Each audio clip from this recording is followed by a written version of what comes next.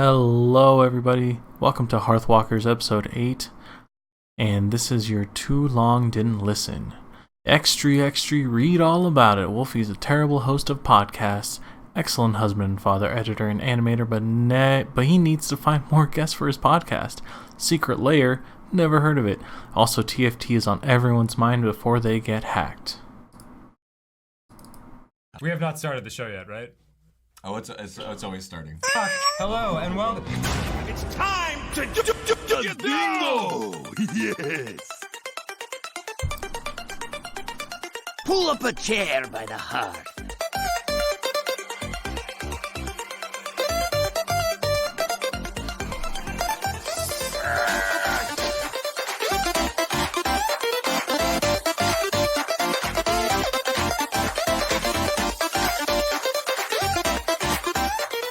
Hearthwalkers, a Magic the Gathering and Hearthstone podcast.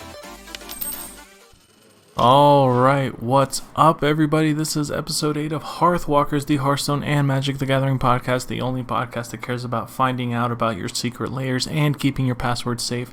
My name is Wholfie, and it is a good day to play card games, and it is a good day to be live. Good day to be live. We are recording this episode of Hearthwalkers live on twitch.tv/Wholfie, which is my personal Twitch channel, where we do all of our Twitch streaming and Twitch gaming, and normal gaming, just sometimes not live. So if you guys ever want to check us out, we do, the last couple of streams we didn't have a webcam, and we just got a webcam last night, so that's why I thought this might be a good idea, so that we can kind of focus my time and energy from doing like, oh, I gotta do the podcast, oh, I gotta do a stream, oh, I gotta do this, oh, I gotta do that, I gotta work on projects. Now the podcast is the stream. I took the red pill. We're seeing where the rabbit hole goes. If you guys want to check out some past VODs, I've been streaming since Gabriel, my first son, was born, and he's about to turn 2. So I've been streaming for about 2 years, where I would say like I'm taking it seriously. So there's some pretty cool VODs and clips that are saved on there, and we're going to start updating the YouTube channel to have some stuff on there too. So hopefully everything goes according to plan. This is episode 8. I have to make a quick apology because episode 7 we wrote out, and it was on the list. We recorded it, but we recorded it during the day when everyone's awake. It was just a big old mess. Lily was crying the whole time. Gabe was crying the whole time. I'm pretty sure you could hear Bubble Guppies and Blue's Clues in the background. It was not fun, and the amount of time it would have taken me to edit out that episode, it would have come out almost 5 days late, and it would have been much easier for me to just re-record a new episode. But I also started work that week, and if I re-recorded it now, it would already be a week late in terms of news, so we kind of just skipped it. I'm sorry. This is episode 8 now. Maybe at some point we'll release the unedited version of episode 7, but for now, don't worry about it. It's all gravy, baby. I can't believe I just said that. That's disgusting. Let's move on. We've got a jam-packed but tight episode for you guys today. We got news from Magic the Gathering Secret Lair to the Hearthstone things, and then a quick update on esports for our fellow games, and then our main topic for the day is going to be Hearthstone Descent of Dragon reveals. So without further ado, let's get on to the news. News team, assemble! I understand you are in need of support. Good news, I've arrived. Alright, I love me those news stingers, and the first thing we're going to start off with is Secret Lair. If you guys have been on social media at all and you follow Wizards of the Coast or Magic the Gathering, you would know that they've been hinting at this for about 2 weeks now, where they would post these cryptic GIFs and videos on social media about, and all it said was like it had the Secret Lair logo, and that's it.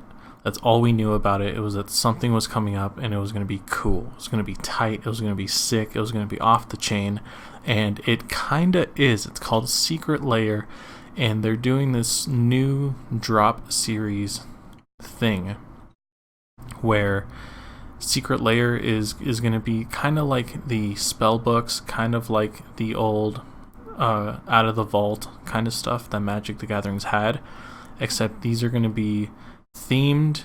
There's multiples of them, and they're only available for 24 hours. That's what they mean by drop series.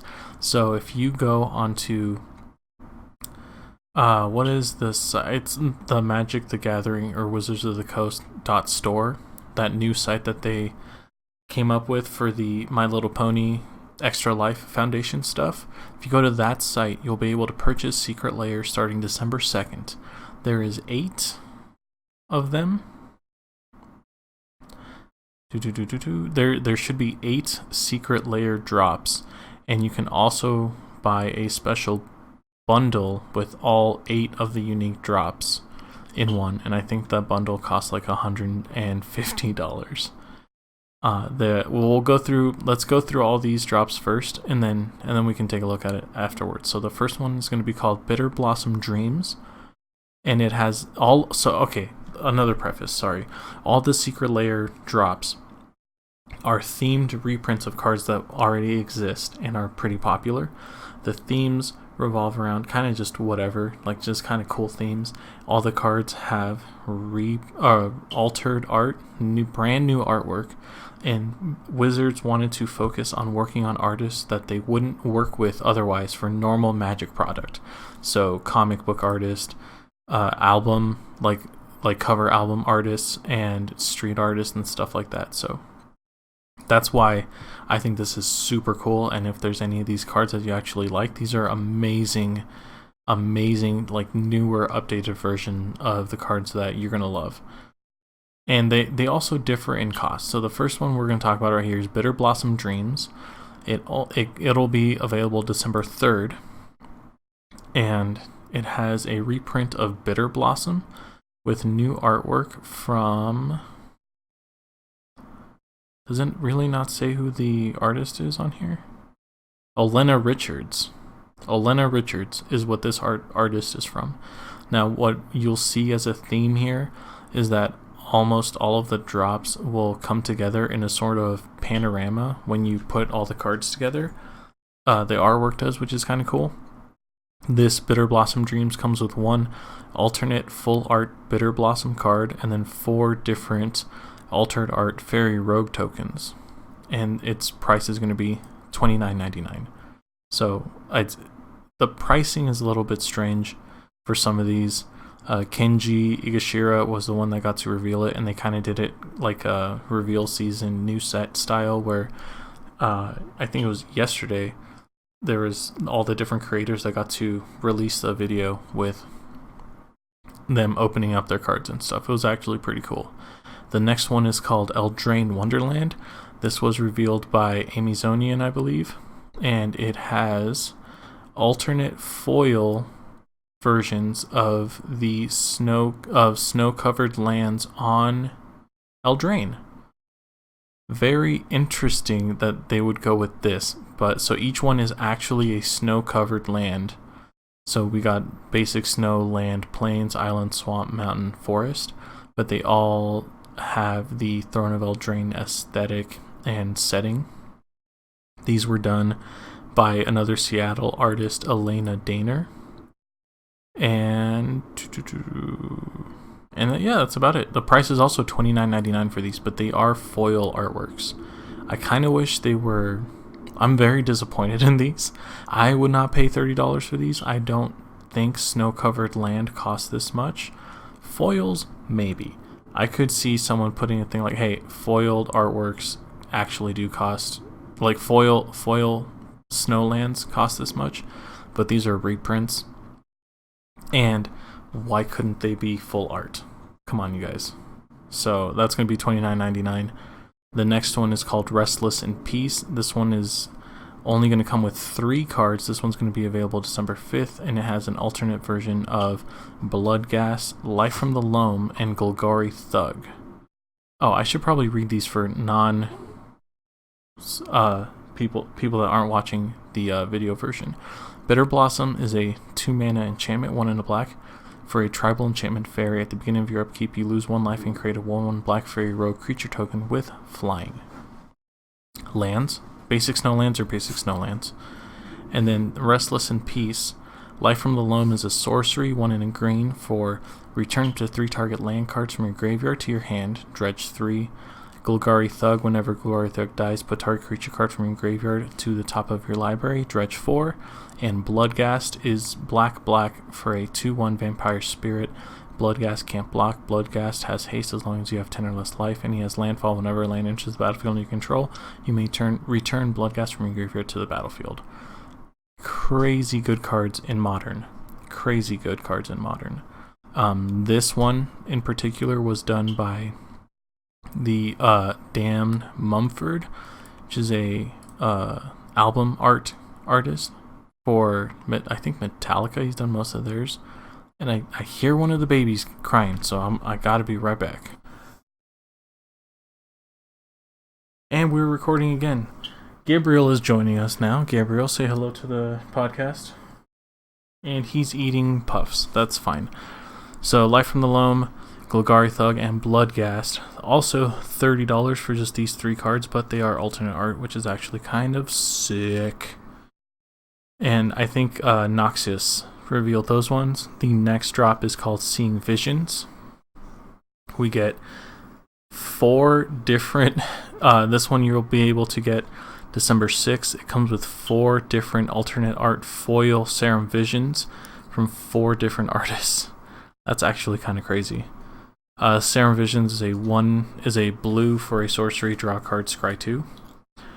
Open your third eye with Seeing Visions, stunning place at alternate arts from Christina Calantis, DXTR, Lauren Wise S, and Jamie A. Zazurza? I'm not sure how to say that, but one of these is like 8-bit art. That's actually super cool. And then one of them has like a sort of graffiti feel. I think this is the one that they were talking about, was like a lot of street artist stuff. And the Asian Avenger was the one to unbox that one. The next one will be December 7th, called Explosion Sounds. And I think Pleasant Kenobi was the one to reveal this one. Zeta Crit, how's it going? Explosion Sounds has to do with goblins. It comes with 1 alternate art version of Goblin Bushwhacker, Goblin Sharpshooter, Goblin King, Goblin Lackey, Goblin Pile Driver. This one is also $30. And all 5 of the cards together again become a sort of like wide panorama.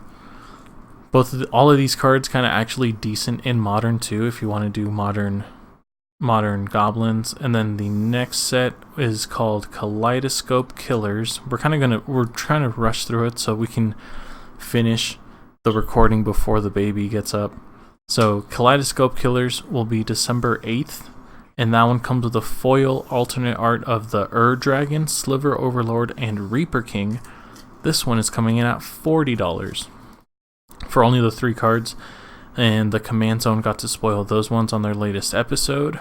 And then the last one, the last drop set, is called OMG Kitties. And this is the one I'm probably going to buy, because it seems like it has the most value in general too.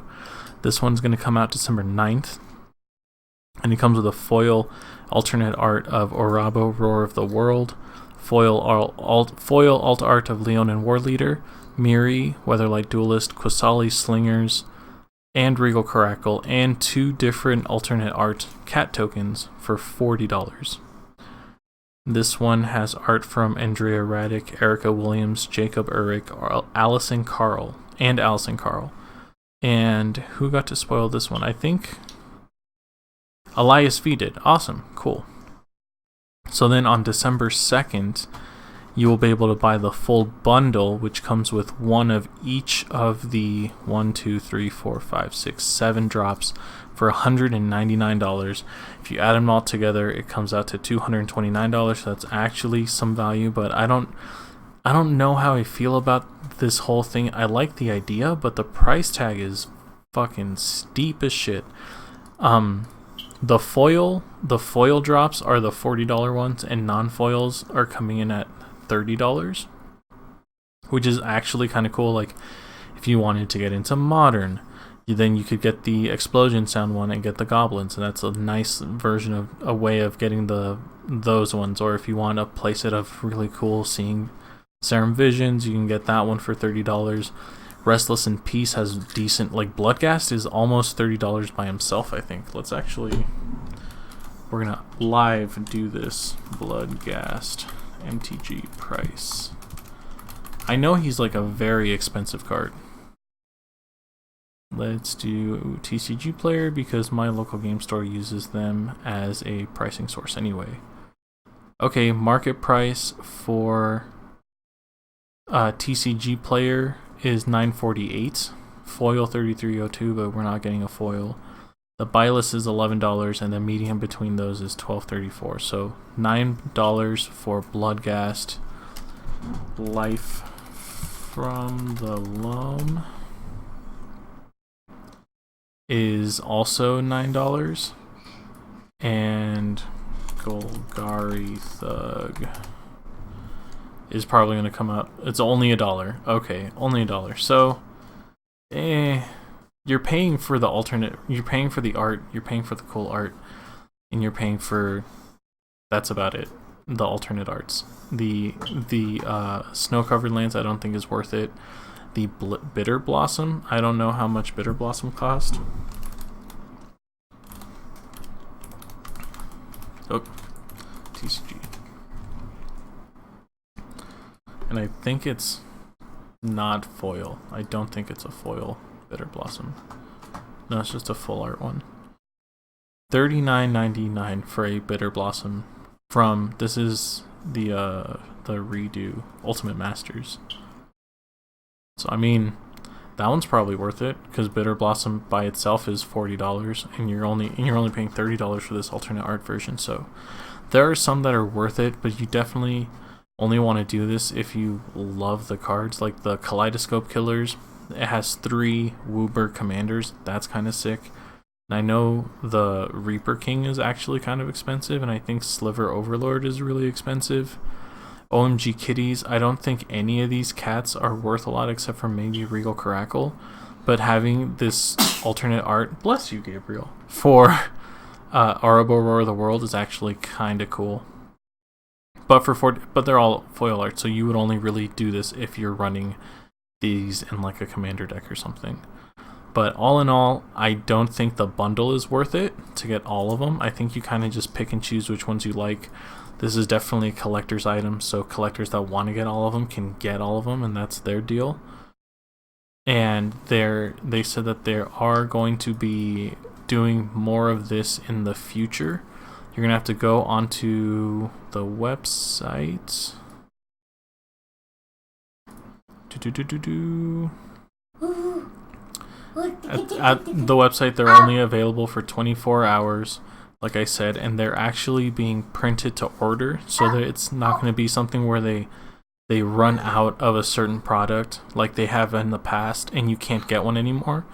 You will, as if you order one, you're going to get one because they're not going to start printing them until after the orders are done. Maybe that's why they're doing this 24-hour thing.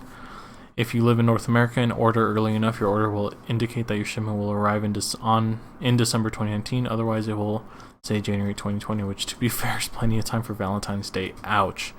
So there might be a shipping problem because they're going to be printing them as they come in, so they might not be able to get to everything in time. So keep that in mind when you guys are checking this out. But that is our first piece of Magic the Gathering news for today. Next piece of news, Magic Arena Historic has started rolling out. Started rolling out on November 21st. We're a little bit late, but it's going on. They're going to be having the Historic Anthology, basically like packs where you can get the 20-some new cards that they're flooding into the set for Historic, and then you can start doing ranked draft, I believe. This also opens November 21st for Ranked Historic. It's only best of 1 for now. And best of 3 is not going to be out yet. Probably won't be out until Theros Beyond Death comes out. Is when I'm hoping best of 3 comes out. But once you're ready, best of 3 Ranked Historic queue. So opens the 21st. Okay. And it will run through January 15th. The Ranked Historic queue also counts for your constructed rank, which will also qualify you for MCQs through Magic Arena. So if you guys are worried about not playing enough standard because you're playing historic instead, they both count towards the same goal, so that's totally fine.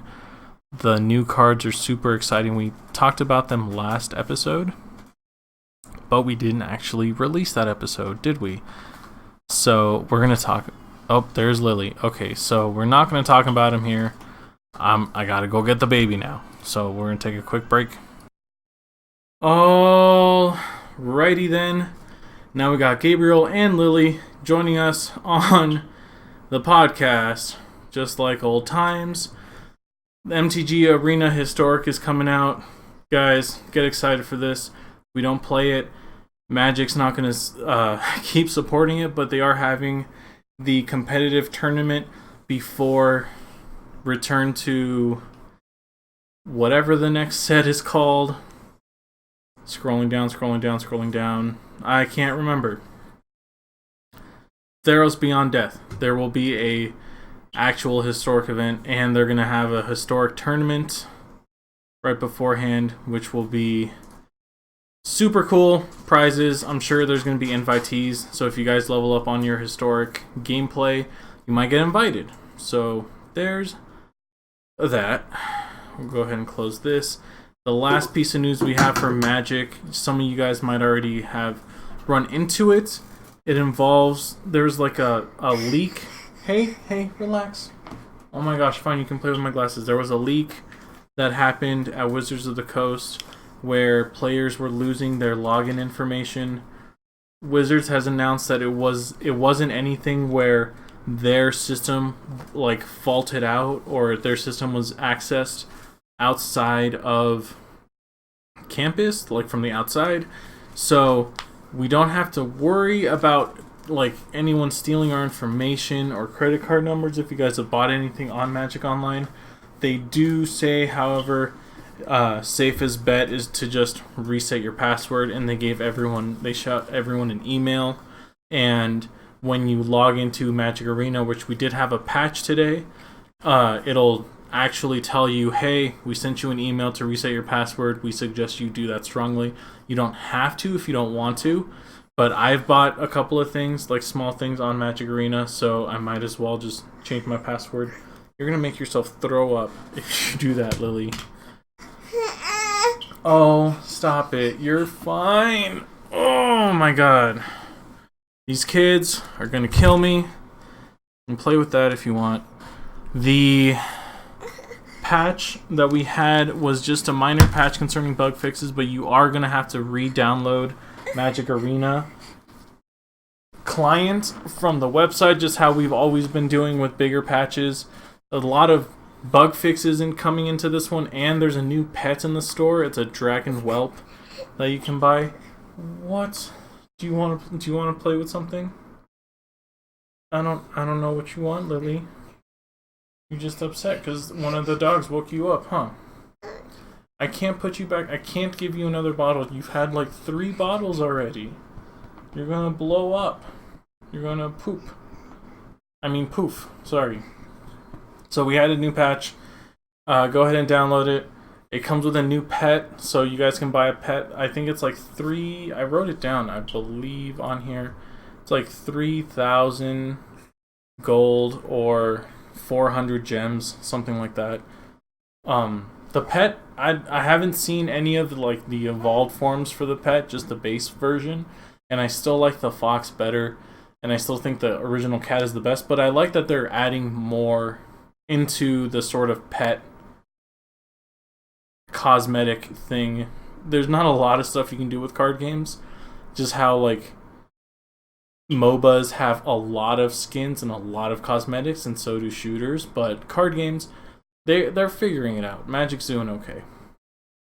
But moving on to Hearthstone news, we did have the Brawlesium happening the last couple of weeks, and it had a whole bunch of bugs and errors in it for some reason.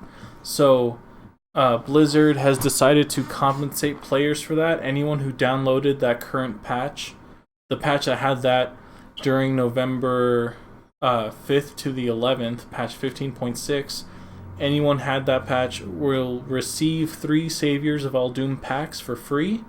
And if you had a Brawlesium run where one of these issues happened, you will also be gifted 300 gold. So it's a little late, but it's nice that they're actually compensating players for this. I didn't do any Brawlesium runs because I was just playing Battlegrounds the whole time. But I get 3 packs out of it, so that's pretty cool. No, not going to complain about that. And the next piece of news, we're burning through this stuff. Disguised Toast. You guys might know him as one of the bigger creators for Hearthstone. He does a lot of, not theory crafting, but like, kind of like bugs, like finding out bugs whenever expansions come out and like trying out different theories and weird interactions between cards. I think he was one of the first ones to actually do that one Warlock card that kills a demon and gains you 5 health against an opponent's Jiraxis. So that was super interesting. He's a big part of the Hearthstone community in terms of like content creators, and he announced a couple of days ago that he's officially moving to Facebook Gaming. So he's still putting up YouTube content, but he's no longer streaming on Twitch. He's signed an exclusive contract with Facebook Gaming. This is something that we've been seeing with a lot of streamers recently, including like the biggest one, Ninja, moved from Twitch to that other streaming service, and we've been seeing that like big creators that bring in the numbers time and time again are getting offered exclusivity contracts, and I'm not entirely sure if Twitch is doing anything about it or if it's just other companies like Facebook Gaming and the other one I can't think of right now that are kind of like trying to steal big players away from Twitch. So it's competition. Twitch was kind of the king of streams for a whole long while, so it's good to see this sort of level of competition out there, and maybe it'll be a good thing. Disguised Toast has done a couple of streams so far, and everyone's kind of like, his numbers haven't dropped that much, but they are different. Like, they are lower than they were on Twitch because people have to get used to going to Facebook Gaming. Like, I didn't even know that was a thing until he announced it, and his VODs and YouTube videos are still at the same amount, if not higher, because of this announcement. And plus, he's doing a whole lot of teamfight tactics videos nowadays. And there's the Battlegrounds that came up. He won a TFT tournament a couple of weeks back. And the new Hearthstone set is going to come out soon. So there's a lot of room for content. And Disguised Toast is going to be one of the only people on Facebook Gaming notable to watch Hearthstone live content. So this might be a really good move for him. Plus, he got that exclusivity contract. I don't think he announced what the specifics were, and I wouldn't blame him. So, Facebook Gaming pulling some stuff out, and maybe they'll get away with it. Excuse me. Good God. Good gosh darn it. Okay, so in other news, we're gonna blast through this a little bit. I always want to cover the big games that we're always going to be talking about, and then try to sprinkle in some of the other games. So TFT, Teamfight Tactics, the League of Legends Auto Battler. I'm talking about Auto Battlers because they're basically draft mode for card games, alright? It's pretty much the same thing, deal with it. TFT Ranked Season 2 began earlier this week, or last week. Everyone's going to be starting out in Iron Division. No one loses LP for the first 5 games, and no one loses LP if you rank 4th place or better. There's also a patch 9.23 that came out with the Season 2 beginning, which nerfed Brand. Glacial Stun the Glacial trait's Stun was nerfed. The Ocean's trait Mana Gain was buffed. Shadow's trait of bonus damage was nerfed. Warden's trait of bonus armor was buffed. And then they also had this issue where when you 3-starred a champion, they wanted it to feel more powerful, so they buffed this in Tier 2 and Tier 3 champs. because for tier 1 champs and like tier 5 champs, it was obvious how strong the like third level for them were, but it kind of middled out for tier 2 and tier 3 champs where they would still lose out to like a tier 2 like 5-star or something like that. 5 tier, well, you know what I'm saying. Oh my gosh, terminology for all of these games.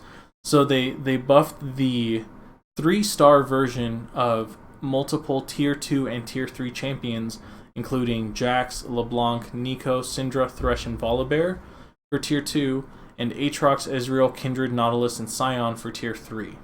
So if you guys are trying to rank up, keep all of this in mind. There's a lot more specific stuff that happened during this patch. So if you want to know more about it, you're going to have to just go check out the patch notes, patch 9.23. From what we played all day yesterday. We went from bronze 3-0 LP to silver 4 yesterday on stream. And what I've been noticing is that light is a really strong mechanic. Berserkers kind of are dulled down a little bit. Light was super impressive. Going mage is not that bad of an idea anymore because of the ocean buff.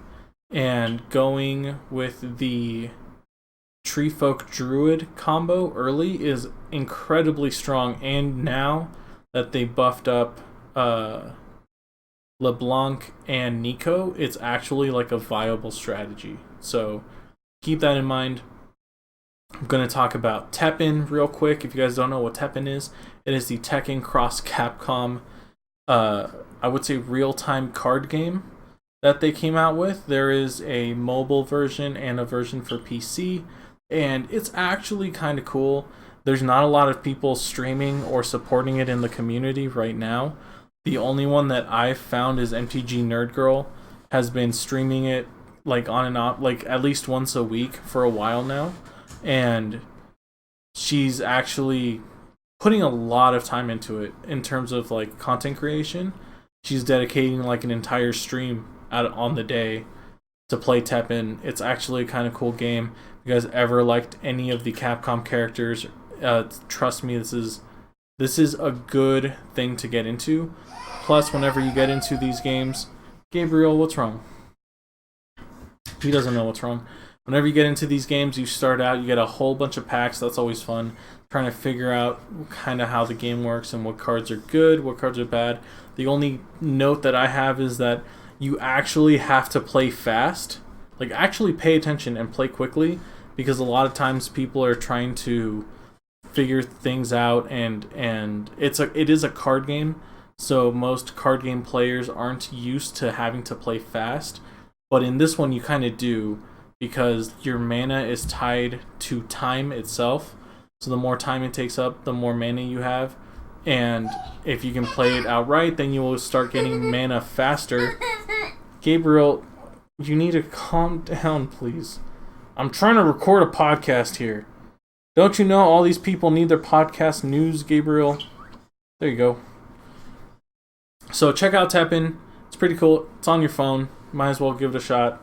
And if not, then don't. There's so many card games out there. Next, Yu-Gi-Oh! Duel Links, my friends. Yu-Gi-Oh! Duel Links is another fun one that I've been spending a little too much time on, and I actually have missed a whole bunch of stuff. They have events like every other week.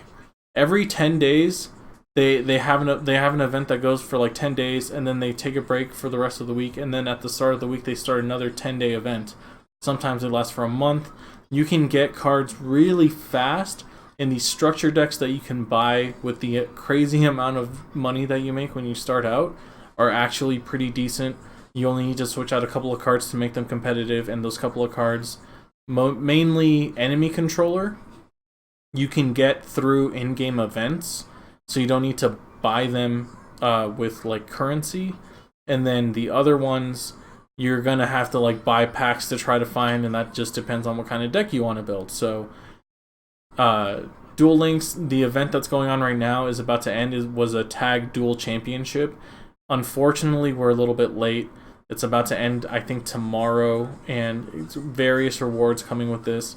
And from what I hear, it was a huge success. I didn't get to play it, but if Yu-Gi-Oh! Duel Links continues to do cool stuff like this, then it's going to come back. They just had, before this one, they had speed duels, which was kind of cool. You would choose a champion. I mean, not champion, duelist, sorry. And your duelist had a special ability that could only be activated if you had a certain number of speed counters. So it kind of worked on the whole speed duel thing from the show. Really cool. The tag duel tournament ends tomorrow, so if you guys have time, check it out. It's Yu-Gi-Oh! Duel Links is not that bad of a game. I'm honestly surprised how decent it is as a game. And then last but not least, Eternal, Direwolf Studios.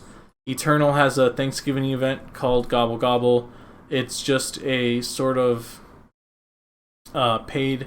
It's not Pauper per se. It's not their version of Pauper. You can play with common and uncommon cards with a 75 card deck, and the entry cost is 5,000 gold or 400 gems, and each run is 7 games no matter what. So depending on your win-loss streak in those 7 games determines your prize, and you can enter as many times as you can. There's no leaderboard, and the event just exists until the 4th of December. So if you guys want to try out like a funky game mode, or you just don't have all of those legendary cards and rare cards, so you want to see if you can like win at this system, and then you like if you get 7 wins, you get 7 packs, 1 diamond chest, and 1 premium rare.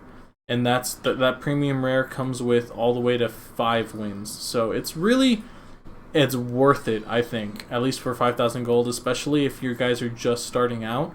You're going to have a buttload of gold, and if you're like me, you don't really know what to do with it, and you don't want to just throw it away at like random packs and stuff. So this would be a good way to not only learn the game and learn kind of strategies within the cards that you already own, but it's a good way to get some of the better cards in the game so that you can make more competitive decks for normal standard ladder. And that is the last piece of news that we have today, so we're going to move on to our esports segment.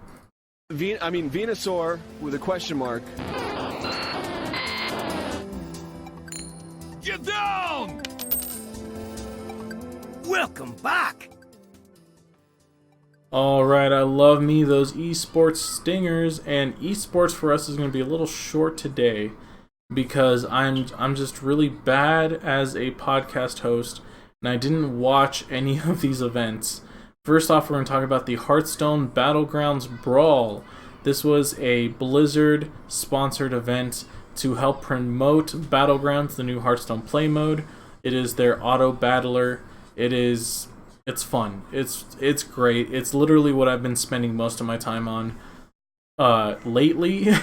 And then when TFT becomes mobile, I'm going to spend most of my time on that. But the way Battlegrounds Brawl worked is that it was a prize pool of $300,000 prize pool, which is insane. And there were 4 teams consisting of various pros and community members and content creators and streamers, and they were split up into 4 teams. For the last 2 weeks since Battlegrounds became public beta, or open beta, sorry, you were able to go onto the Battlegrounds site, go check out the Brawl tab, and select one of the teams to be your team.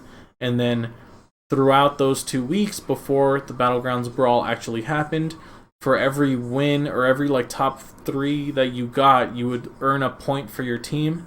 And then at the end of the week, whichever team had the most points plus the Battlegrounds tournament would win. And depending on if you picked the right team, you would get extra packs. The team that won was Rust Buckets, my personal team, comprised of Kalento, Tice, Amaz, and Brian Kibler. Brian Kibler is like the flagship. If we could redo our logo for Hearthwalkers, it would just be Brian Kibler on a flag, waving over and over again. Aw, Lily's asleep. Yeah, Lily's asleep. Gabe isn't. He's running around. I got mad at the dogs. We're recording a podcast and all this stuff is happening, unfortunately. But yeah, the Rust Buckets won the tournament, so they get like a majority of the prize pool split amongst everybody. and then anyone that picked them as a team gets an additional Descent of Dragons pack. I think just one, and then they revealed some more cards, which we'll go over at the end of the podcast. And yeah, it was great. I mean, Battlegrounds is super fun. You guys want to check out the actual tournament to pick up some strategy, go ahead and do it. The strategy's not going downhill yet, but it's not stale is what I'm trying to say, but it'll get there eventually. But they are adding new stuff in consistently, so that's good to hear. Yeah. Alright, and that was the Hearthstone Battlegrounds Brawl. Next, we're going to be talking about Twitch Rivals Magic Arena. That tournament happened over the weekend for a $75,000 tournament, which also took place right after the most recent banned and restricted announcement, which we got rid of Oko. It was the last episode that we didn't air, I'm sorry. We banned Oko, Veil of Summer, and... not Bird. What else did we ban? Veil of Summer, Oko, and some other green card. Once Upon a Time. So those were Once Upon a Time, Oko, Thief of Crowns, and Veil of Summer were banned. So this was kind of like our first look at what competitive Magic Standard was going to look like for the foreseeable future. And it was surprisingly not different than what we've been seeing beforehand. The winner was Golgari Adventures by Mike Sigrist. Congratulations to him. Golf Claps, Claps, Claps. Other notable decks were Selesnya Adventure. Basically, adventure decks in general were pretty popular. And then the Sacrifice decks, which I knew were going to be running around everywhere, were running around everywhere. Notably, more Mardu Sacrifice and Golgari Sacrifice than any of the other Sacrifice sort of variants. And just green is still super strong, and nothing's gonna stop it really. So that's kind of intense. But yeah, we were just bad hosts. We didn't watch any of these events because we started our day job of non-podcasting, which is 10-hour shifts, 4 days a week. So that kind of interrupted things, but it was a crazy tournament. I'm so glad that Magic is getting this sort of attention. Twitch Rivals is like I wouldn't say premier, but it is the more common tournament like hoster now for esports.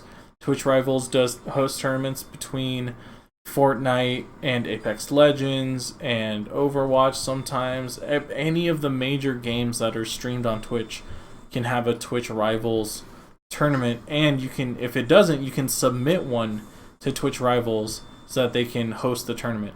Now, host is different than like prize support, but it's still kind of like interesting the way everything shook down. And yeah, I mean, it's good. There's so much coverage. There's so much esports going around right now, especially for all of these games, that we might have to cut this whole esports section a little short in the future.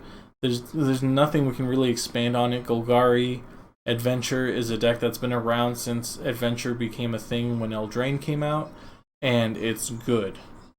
And we already knew that. Now, the only difference here is that Oko's not running around and it's still good. So, that's that. And we're actually going to move on to our main topic. Because I'm an adult, and when I attend a conversation, I bring my own memes from home. Use your bolts of lightning! What? My hair is on fire? I know. Alright, I love me those main topic stingers, and I especially love this one because we're talking about Descent of Dragons spoilers. Descent of Dragons is the next Hearthstone set that's going to come out December 10th, I believe. Yes, December 10th, Hearthstone's 13th major expansion. The first couple ones didn't really count, but December 10th, Descent of Dragons is going to come out. The two new keywords that we're getting is Invoke and Side Quest. Side Quest works the same as a normal quest. The only difference is that it's not legendary, so you can have multiple. You can have 2 side quests in your deck if you want to, and they're easier to satisfy than normal quests. But the rewards are also not as good as normal quests, so they're just normal cards, but they're quests. They're cool. They're like reverse secrets. It's awesome. And then Invoke is a keyword specific to the League of Evil classes, and it's kind of like how Cthulhu had the whole, like, whenever you play Cthulhu minion, you get Cthulhu points, and then when Cthulhu comes out, he cashes in those points. Kind of like the same thing, Invoke works with Galakron, which is one of the legendaries for each of the League of Evil classes. They get a version of Galakron, and he's a new hero, and he just kind of gets better the more you invoke him, is kind of the way that we're going to be looking at that now. And this is split up by rarity. So let's go over just some legendaries. Oh, God.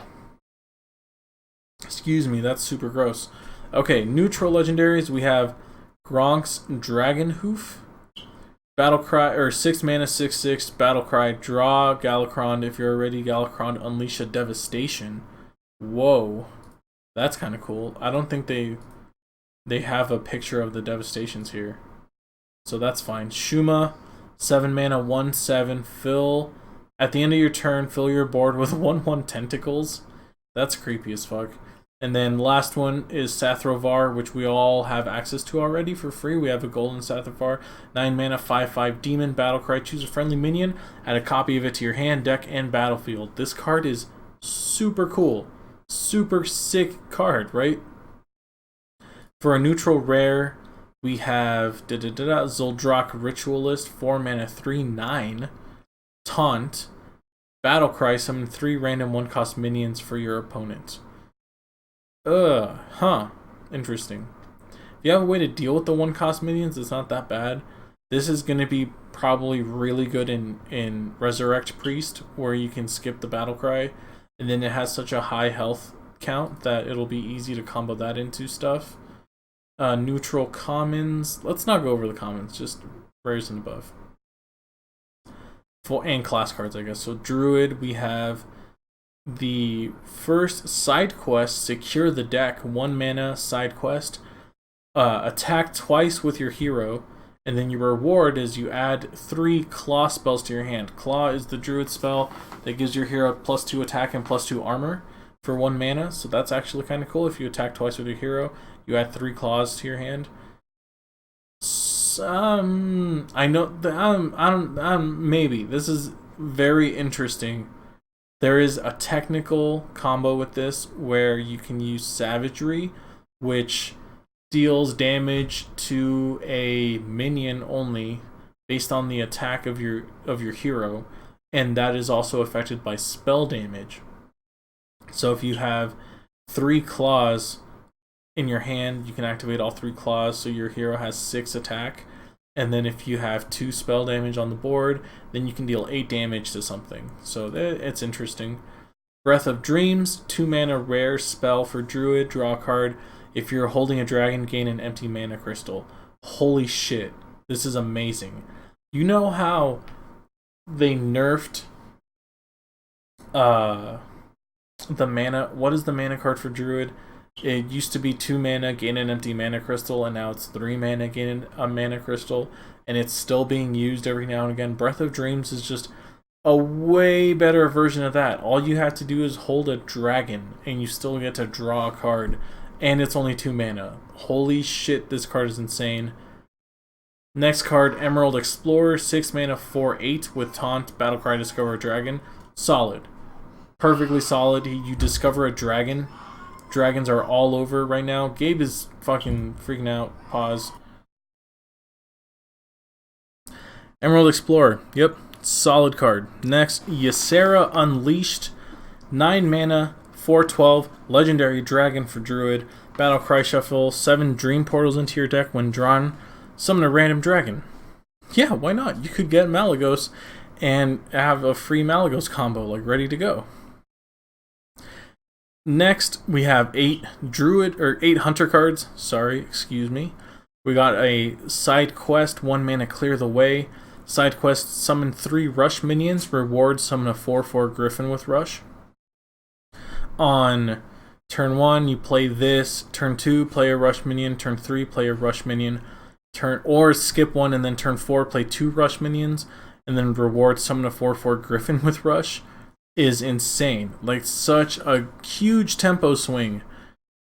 Mid-range hunter, it better be a thing now. Next card, a 1 mana 1/3 dwarven sharpshooter. Your hero power can target minions for 1 mana. Now I know there used to be a 2 mana version of this back in the day for, I think, Blackrock Mountain or something, that did this a similar thing, but I think the better thing here is that it's a 1 mana minion and it has 1/3 stats. So you can play this and it's probably not going to die when you pass, so that you'll get the ability to target minions with a hero power and continue having that board presence on the field. Next, another side quest, 1 mana Toxic Reinforcements. Side quest, use your hero power 3 times. Reward, summon 3 1/1 leper gnomes. Huh, that's actually kind of cool.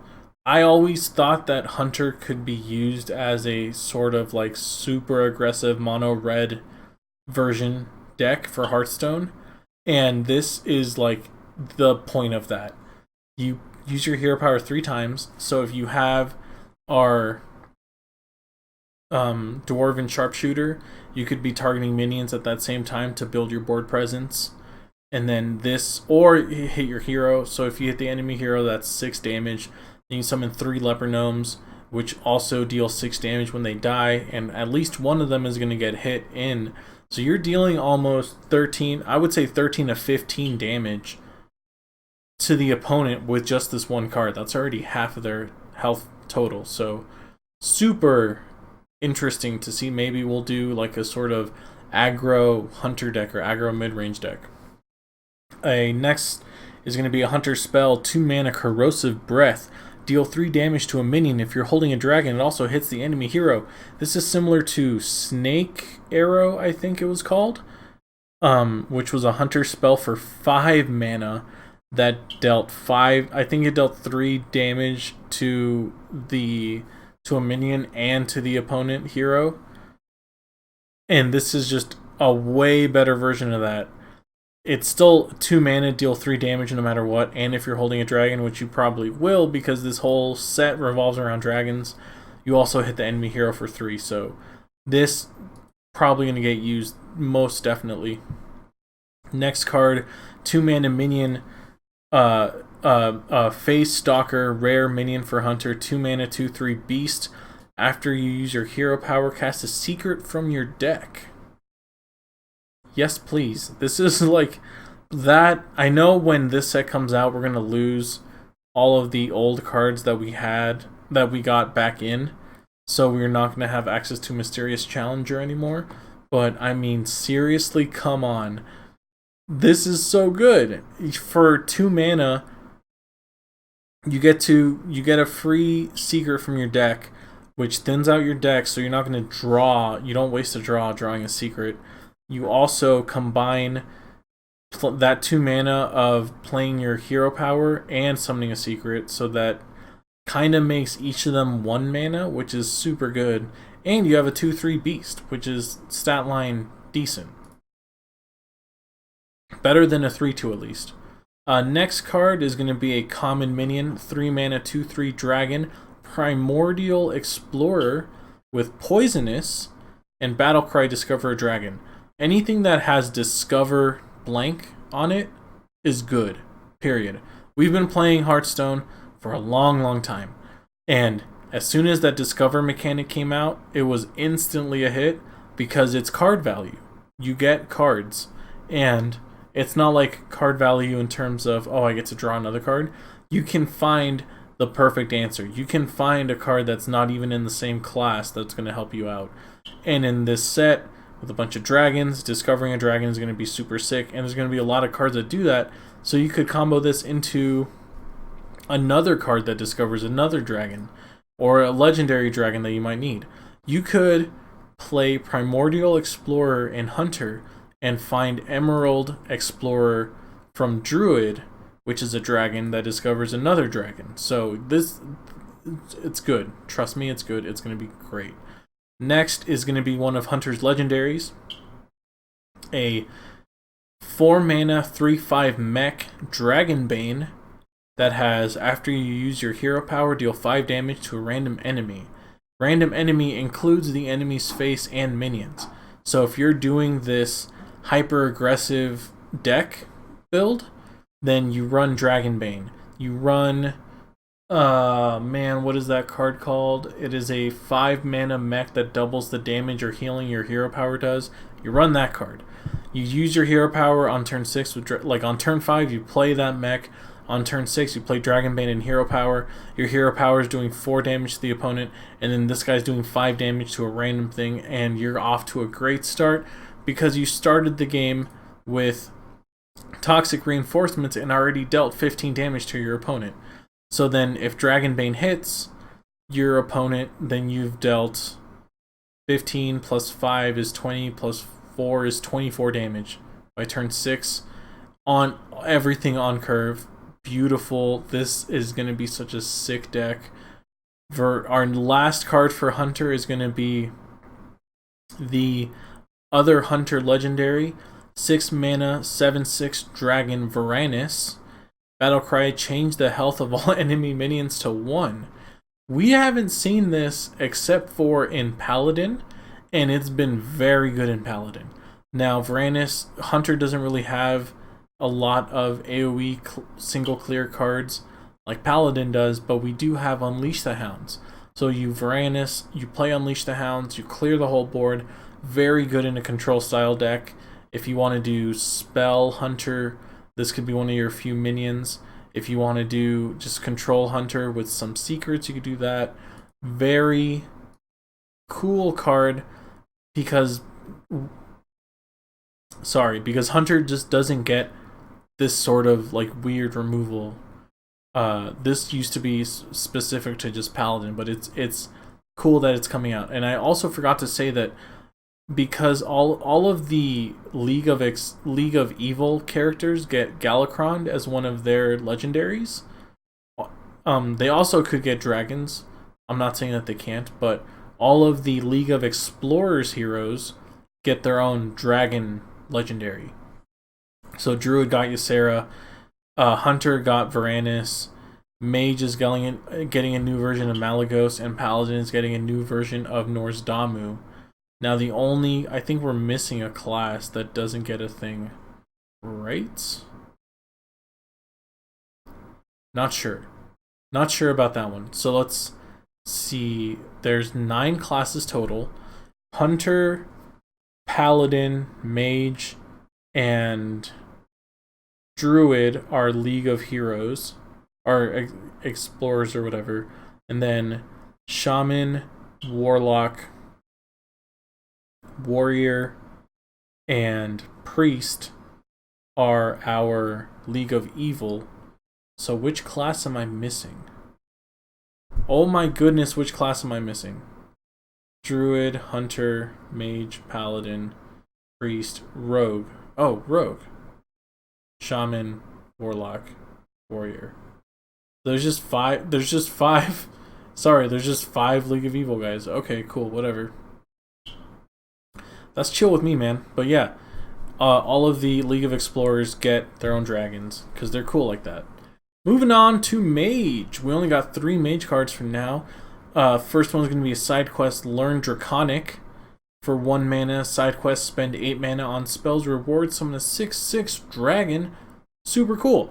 It doesn't say cost an 8 mana spell, it just says spend 8 mana worth on spells. So if you spent all of your mana every turn, like on curve, on spells, the earliest you could trigger this is turn 4, I think. So turn 2, you play a 2-cost spell. Turn 3, you play a 3-cost spell. Turn 4, you play a 4-cost or a 3-cost spell, and that gets you to 8 mana. So by turn 4, you could have a 6/6 dragon. And you're playing on curve, so you're actually playing cards every turn. So Learn Draconic, yes please. Very good. Next we have Azure Explorer, 4 mana 2/3 dragon, spell damage +2, battlecry, discover a dragon. It's almost like every class is getting Explorer card, or at least the League of Explorer classes are, so that's kind of cool. And these are also discoverable through the other Dragon Discover cards. This one also comes with spell damage +2, which is super good. The only problem is that it's 4 mana, but it still discovers a dragon, so it's still good, period. That's just the rule. And lastly, we have the legendary for Mage, one of the legendaries. 5 mana, 2/8 dragon, Malygos, Aspect of Magic. This is the second version of Malygos. Battlecry, if you're holding a dragon, discover an upgraded mage spell. Now these spells are, there's a list of them. I can't remember off the top of my head exactly what they are, but they're basically just better versions of the base set mage spells. So there's like Malygos's Fireball, which is 4 mana and it deals 8 damage. Malygos's Pyroblast, which is like 5 mana to deal 10 damage. There's, I think, Malygos's Arcane Missiles, and it's like 1 mana to deal 5 damage at random stuff. You get the picture. You also discover one of those mage spells, so hopefully you can kind of like do the sort of Zephyrus thing where you kind of find the answer that you're looking for. You don't need to play Malygos on turn 10 so that you can get a 5 mana Pyroblast. You can play him on turn 5 and get a 0 cost Frostbolt. Malygos' Frostbolt for 0 mana to deal 3 damage and freeze the thing. That's a possibility. Maybe that's what you need that turn. So totally doable. Moving on to Paladin. And we're gonna wrapping up. Moving on to Paladin. We got a Sand Breath. 1 mana Paladin spell. Give a minion +1/+2. Give a Divine Shield if you're holding a dragon. Solid. I mean, it's not amazing, but it's solid. 2 mana side quest Sanctuary. Take no damage for a turn. Reward, summon a 3/6 minion with taunt. That's kind of cool. You can play this early enough. Hopefully not take any damage. Oh, excuse me. I mean, you play this no matter what, there will be a turn where you don't take any damage. And then you basically get for 2 mana a 3/6 minion with taunt. You don't really have to do anything else. This is solely based on your opponent and how they're playing. And if they want to spend the turn spending 2 mana so that they could hero power you for 1 instead of actually developing anything, that's their fault and you just got a tempo advantage. So Sanctuary is a pretty cool card. Next, we have a legendary 3 mana 3/3 Dragon Rider Talritha. Death Rattle, give a dragon in your hand +3/+3, and this Death Rattle. Holy shit, okay. So, Dragon Rider Talritha rides a dragon into battle and dies, and inspires another dragon to ride another dragon and die in battle. So, you're going to have dragons on top of dragons on top of dragons. This ability is very Paladin. Goes along with the legendary weapon that they had, where you would equip it and then they would get a Death Rattle that equips it to another player or something like that, or another minion in your hand. Super cool. I love this ability, and hand buffing in Paladin has always been really cool. Next is going to be the other legendary for Paladin. 4 mana 8/8 dragon Norzdamu the Timeless with Battlecry. Set each player to 10 mana crystals. Now, I know that there's some speculation between whether or not these are full mana crystals or empty mana crystals. I believe they are empty mana crystals. So when you play this on turn 4, you end the turn, and that's it. If you play this on turn 6, then you should still have 2 full mana crystals, but it doesn't deplete your open mana crystals at all. I don't think. So, unless this works another way, because it is worded weird, and Hearthstone has a way of not following their own vocabulary, this could also be way better than I think, and it's a 4 mana 8/8 that sets each player to 10 mana crystals, and once you play this, you also get 10 mana. I don't think that's happening. I think that's way too good to get a 4 mana 8/8 and then also get 10 mana to do whatever you want because like it's like a Cocoon ability. I don't think they would make a card like that, or else this would be incredibly broken. So I'm pretty sure sets each player to 10 mana, and then you pass, and your opponent has 10 mana to deal with your Norse Damu, and that's how you balance it. Last but not least, we have a 5 mana 4/6 Dragon Amber Watcher with Battlecry Restore 8 health. 5 mana 4/6 is okay. It's a dragon, which is super important, and the Battlecry Restore 8 health is actually kind of cool because the only other sort of Battlecry like that we have in Paladin at least is, I think, at 6 mana with the Justice guy, that when you play him, he's like, Justice. And he only heals for 6. He's a mana more expensive. And then in neutral, we only heal for 3, I think, to your hero total. So, good card. Like, it's a decent card. And now we're moving on to the League of Evil with Priest, Envoy of Lazul, one of the cards that got spoiled after the Hearthstone Battlegrounds Brawl. Envoy of Lazul is a 2 mana 2/2 creature. Creature for Priest with Battlecry. Look at 3 cards, guess which one is in your opponent's hand, and get a copy of it. Similar to, I don't remember the name of the card, but Priest had one last rotation that did something very similar, except it dealt with the enemy deck.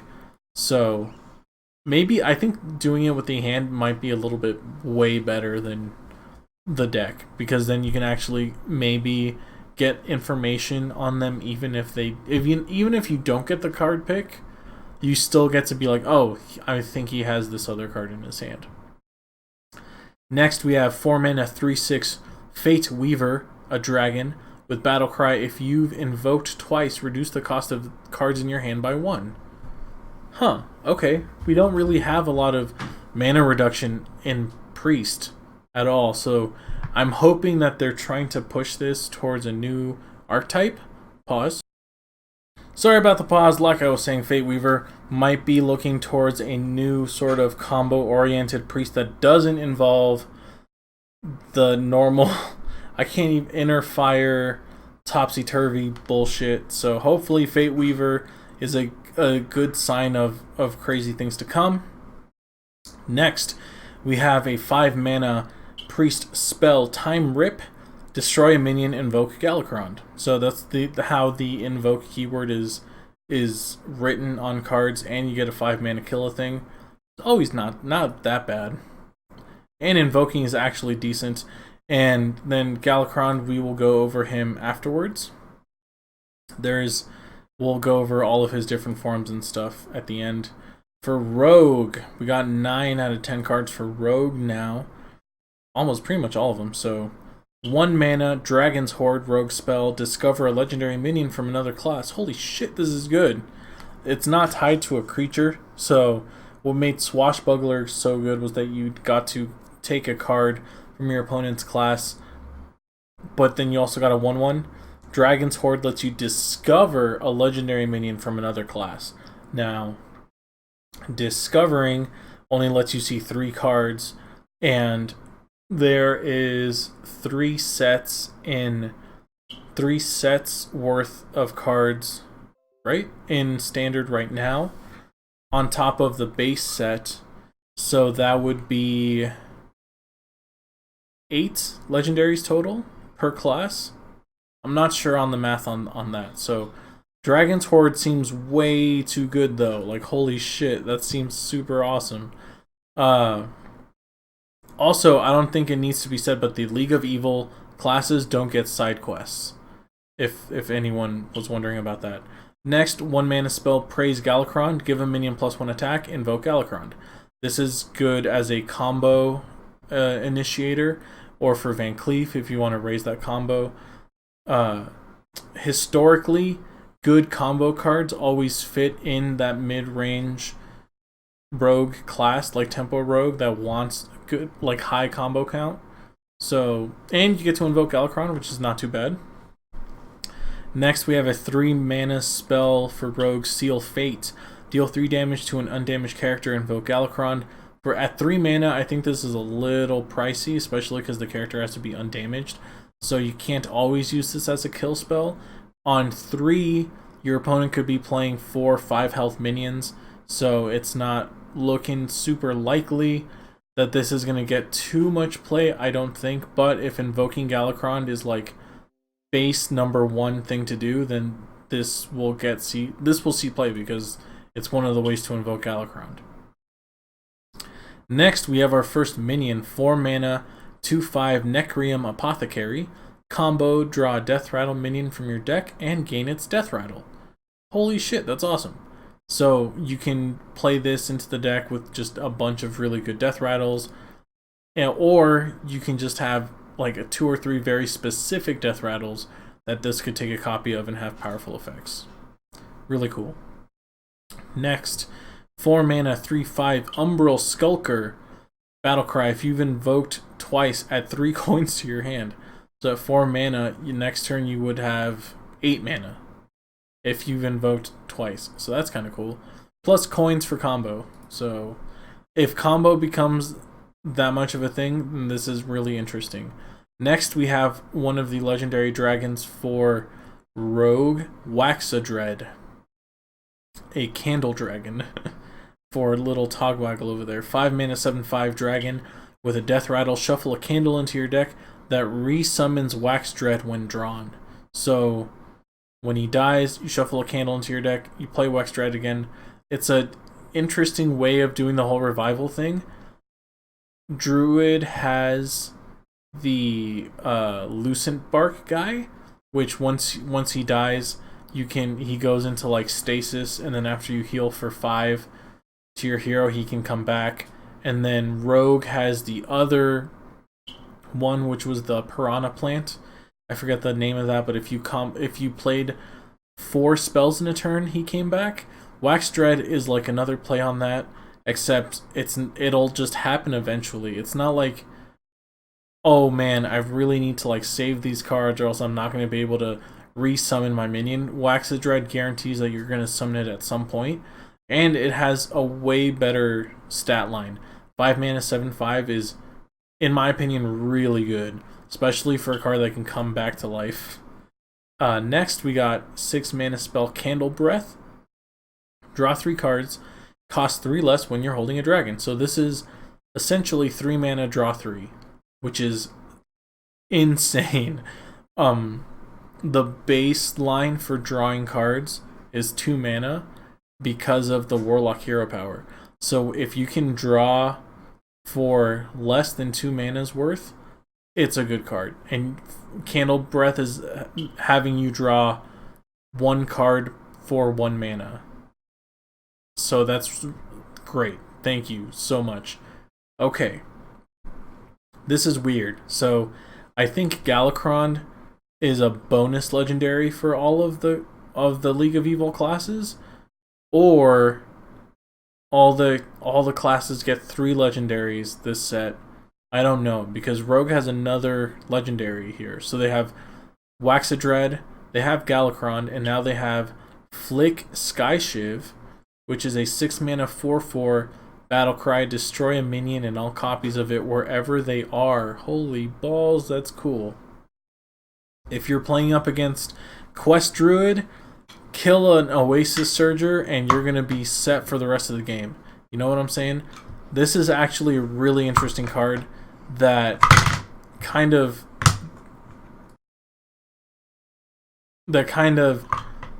goes around this whole idea of like putting cards in the deck and they're being safe in the deck. Flick Skyshift can get around that, which is actually kind of cool, and probably what rogues should be doing. Next, the only shaman card that's been announced is Lightning Breath. We haven't found out which dragon shaman is getting. Lightning Breath is a 3 mana, deal 4 damage to a minion. If you're holding a dragon, also damage its neighbors. So this essentially is 3 mana, deal 4 damage, and to those around it, so that's 12 damage for 3. So that's good. That's awesome. Thanks, Shaman. You needed more cards to be good. Next, we have 8 cards for Warlock. 2 mana spell Nether Breath. Deal 2 damage if you're holding a dragon. Deal 4 damage with lifesteal instead. Perfect. Really good. I think we have a 2 damage. 2 mana, deal 2 damage with lifesteal, and we have a 4 mana, deal 4 damage with lifesteal. So this is a very good medium in between the two, and it's just good. Next, 3 mana, 1/1 Dragon Blight Cultist. Battlecry and invoke Galakrond. Gain +1 attack for each other friendly minion. This is a very good Hearthstone Battlegrounds card. As for Warlock, it depends on how good invoking is, but this card kind of sucks. Unless you're playing Zoo, but he still only has 1 health, so fuck him. Next, 3 mana spell, Fiendish Rites. Invoke Galakrond. Give your minions +1 attack. So it looks like Zoolock is going to be a thing still, and you get to invoke Galakrond. So that's cool. Oh, excuse me. That was Gabriel, by the way. Next, we have a 4 mana 5/4 Veiled Worshipper. Battlecry. If you've invoked twice, draw 3 cards. Yes, this is very good. Even if you take the value line of the rogue card that draws you 3 for 3, this is drawing you 3 for 4. So you're essentially only paying 1 mana for a 5/4, which is insane. Veiled Worshipper is so good. So good. Next, 5 mana 5/5 Dragon, Crazed Netherwing. Battlecry. If you're holding a dragon, deal 3 damage to all other characters. Yes, good. Ship it. Thank you very much. 3 damage itself is really good, because it can kill a lot of minions. 3 damage can. On top of that, any AoE spell is good in Warlock, especially when it deals damage to all characters, because Warlock has its own self-damage mechanics, and you get to deal a little bit of damage to the opponent's face. Next, Gabriel. Next, we have the 6 mana 2/2 Abyssal Summoner. Battlecry. Summon a demon with taunt and stats equal to your hand size. This card is bad. It doesn't work into the whole Zoolock thing that we've been doing with the last couple of cards, and Zoolock is almost the only viable version of Warlock right now. There is Handlock, and if Handlock is going to be good, Abyssal Summoner can be good. Summon a demon with taunt and stats equal to your hand size. So what I'm thinking is that this is just summoning a generic demon minion that has taunt and stats equal to your hand size. So for this to be good, you would need to have 8 or 9 cards, I think. So I don't think this is good. It's a decent card to put in Handlock, but I feel like you would rather have some other stuff. I'm not sure. And then one of the legendaries for Warlock is going to be Valdris Felgorge. Valdris Felgorge, 7 mana 4/4 Battlecry. Increase your maximum hand size to 12. What the fuck? Draw 4 cards? Holy shit. Okay, never mind. I guess that last card is decent if your hand size is 12 instead of 10. So, yeah, Valdris Felgorge. Any card that breaks the rules is a good card. Period. Norzdamu, sort of. Norzdamu is sort of a good card because he's still an 8/8 for 8, and he puts your opponents under pressure. So if they're just bad players, he's a decent card. But Valdris Felgorge is super cool. He's like, what was the druid card that would the druid quest right now lets you play whenever you play a choose 1 spell, both effects happen. Druid used to have a legendary minion that did that. I think it was like Feldris something. This is like Warlock's version of that, and it's sick. It's super cool. All right, we got warrior. We're almost done. 2 warrior cards, because one of them is whatever the fuck, Galakrond. 4 mana warrior spell, Molten Breath. Deal 5 damage to a minion. If you're holding a dragon, gain 5 armor. So it's like a better version of the 3 mana draw card, gain 5 armor, because you get to deal damage so you get to do that, but you don't get to draw a card, which is 2 mana's worth. So but you get to deal 5 damage to a minion, so it's back and forth. It's a decent card. It's a decent card. And then the last one for Warrior, Deathwing Mad Aspect, Legendary Dragon, 8 mana, 12/12, Battlecry, attack all other minions. I'm saying this now, this is the dopest version of Deathwing that we have ever had. This is the 3rd version of Deathwing. The 2nd version was Deathwing. I can't remember his subtitle, but his was, I think, Death Rattle, summon all dragons in your hand. And then the original Deathwing that we have is also a 12/12 for 10 that says destroy all cards on the battlefield except for this and all cards in your hand. I still run that card in some of my decks, and maybe that's why I'm not winning a lot, but it's still super cool. So I love that we get a new Deathwing, and this one's actually really fucking good, especially if you can buff it somehow in your hand. I don't know how you would do that, but yeah, he's sick. And if anything, he's just going to destroy everything else. It does attack your own minions, though, so be careful about that. And now we're at the end of the list. We're going to go over the 1, 2, 3, 4 versions of Galakron. I guess Shaman doesn't get one, even though Hagatha is in the League of Evil, or they just haven't announced Shaman's version of Galakron. That's why I was getting so confused earlier. So, for Priest, actually, give me 1 second. Alright, I was just moving the microphone. Okay, for Priest, our Galakron version is called Galakron the Unspeakable, 7 mana for 5 armor. Battlecry, destroy 1 random enemy minion. If you invoke it twice, he becomes Galakron the Apocalypse with Battlecry, destroy 2 random enemy minions. And if you invoke it 2 more times after that, it becomes Galakron Azeroth's End, 7 mana, gain 5 armor. Battlecry, destroy 4 random enemy minions, equip a 5/2 claw, and all of these come with the same hero power, which is Galakron's Wit. For 2 mana, you can add a random priest minion to your hand.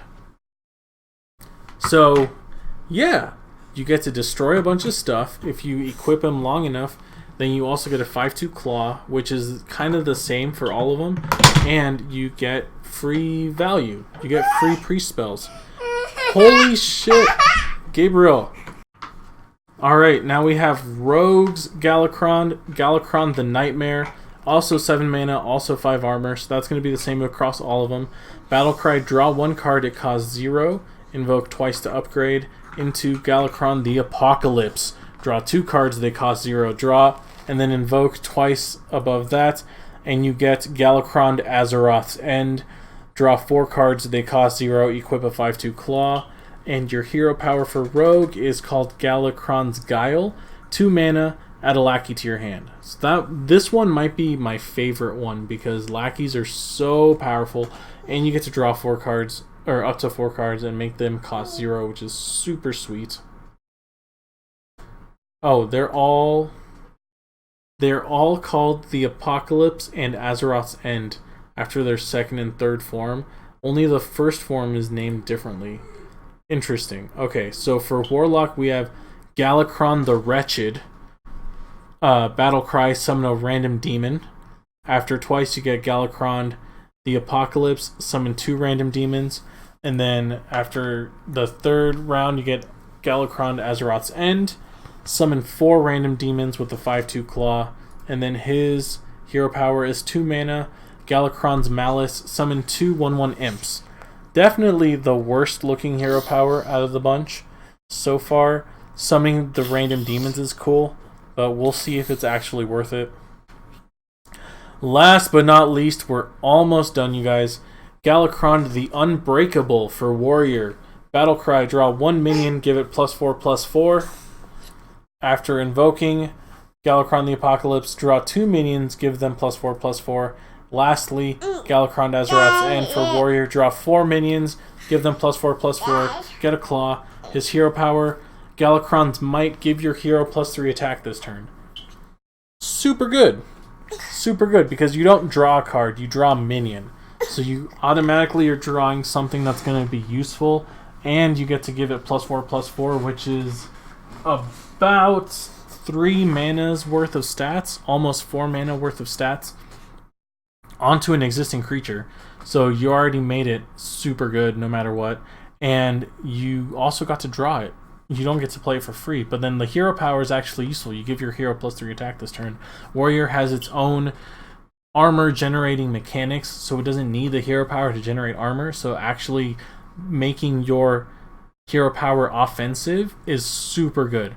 That's one of the best reasons why Dr. Boom, or the Dr. Boom hero for Warrior, was so good when it was the offensive hero powers, because it also makes your mechs offensive because it gave them rush, and that's what made it so powerful, because Warrior can last all day, every day, no matter what, regardless of hero power, because the whole class is built around that armor gain. So giving them this offensive capability is really cool. Lastly to note, we get a new lackey, a Draconic Lackey, which is a 1-mana 1/1 battlecry, discover a dragon. So that's super cool. Those are all of the cards that have been spoiled so far, except for the neutral commons, which there are too many of them, and I don't really want to talk about them now because we've been going for a while. Oh, goodness. And that is the end of our episode 8. Thank you guys so much for listening. I'm sorry for all the technical issues. I'm sorry for all the audio issues. We're working on it, but trust me, this is a good thing. We got to stream this time. We got to stream the episode. If you guys want to catch us recording the episode live on stream, go to twitch.tv/Wholfie. That's where we do all of our streaming. We play Magic Arena, we play Hearthstone, we play TFT, we play Battlegrounds. We're going to try getting to stream Teppen. If you guys search Wholfie on YouTube, WHOLFIE, there's my old YouTube channel that we're going to start posting the video version of the podcast to over there. If you guys want to check that out. Right now we don't have any fancy graphics or anything. We're working on it. I don't have a tablet anymore because Gabe lost my tablet pen, so that's a problem. We're working on that so I could work on some other projects also, but while we don't have that, I'm going to try to make this as fancy as I can. So check out the YouTube, check out the Twitch. If you guys want to hit us up on Twitter, you can at Wholfie or you can at Hearthwalkers. Tell us what you think about the episodes. Tell me that my babies are cute.